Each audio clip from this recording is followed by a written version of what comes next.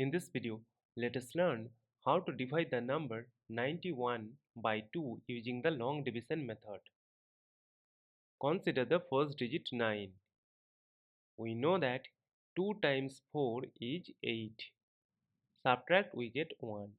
As 1 is less than 2, that is why we will bring down this number 1 here. Now 2 times 5 is 10. Subtract, we get 1. Again see that 1 is less than 2 and we have no number to bring down here. So we will put a decimal here so that we can borrow 1 0. Now 2 times 5 is 10.